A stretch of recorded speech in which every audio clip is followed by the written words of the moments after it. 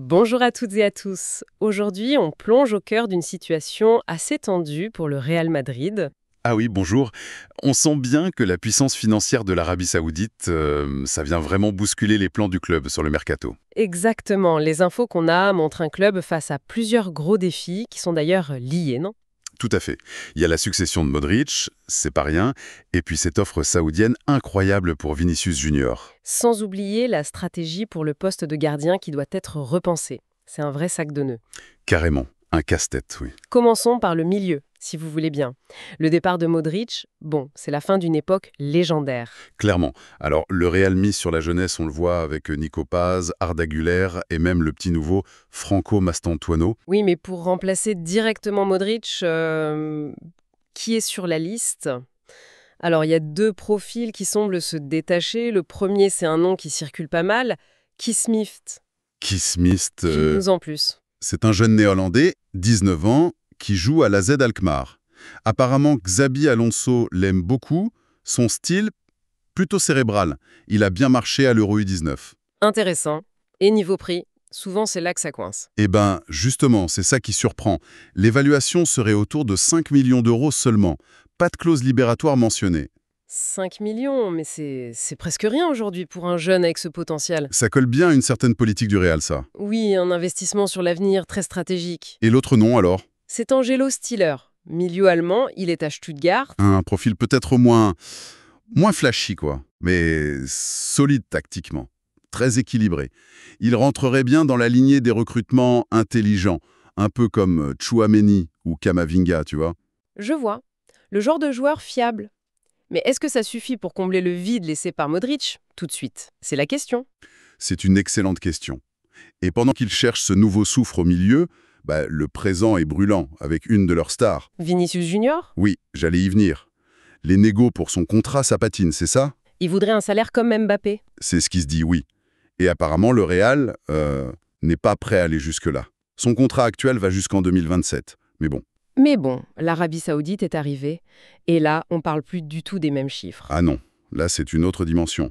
Le PIF, le Fonds souverain saoudien, aurait mis sur la table une offre astronomique. C'est-à-dire? On parle d'un salaire fixe qui approcherait les 200 millions d'euros par an, sur 5 ans.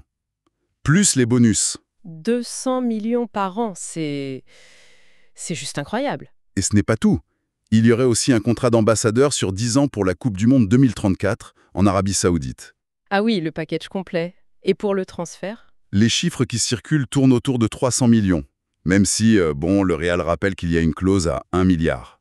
Une clause dissuasive. Mais face à 200 millions de salaire annuel, comment réagit Vinicius? On dit qu'il est heureux à Madrid. Oui, il le serait, mais face à une telle offre, il serait quand même ouvert à l'étudier. Il aurait même autorisé le PIF à contacter le Real. Donc, même s'il est bien à Madrid, l'argent parle. Le Real ne veut pas vendre, mais la pression doit être énorme. Colossal. Et ce qui est marquant, c'est que l'Arabie Saoudite ne vise plus que les pré-retraités. Ils attaquent les superstars au sommet de leur forme.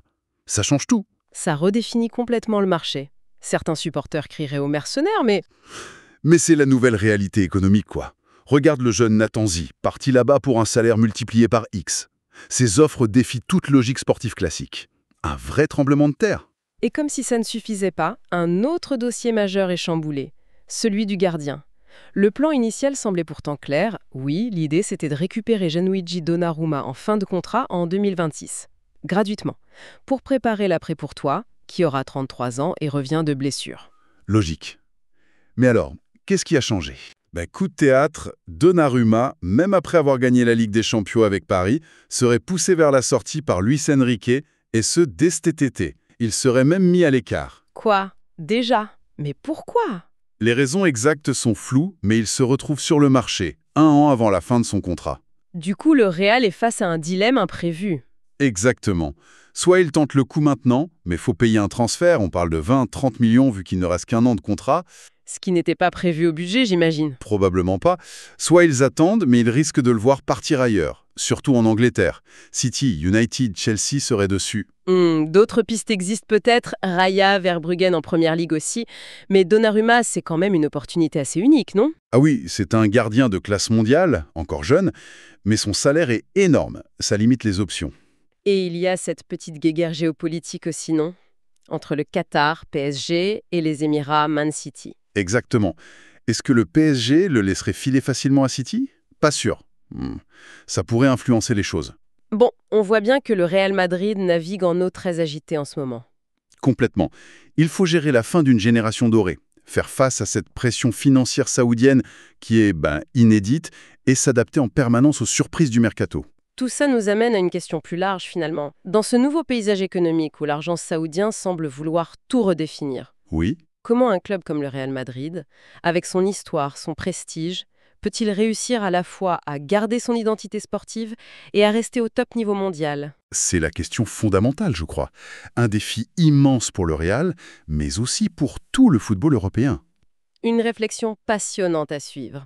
Pour ne rien manquer des développements de ces dossiers et de nos prochaines analyses, surtout, pensez à vous abonner. Merci beaucoup de nous avoir écoutés. Merci, à bientôt.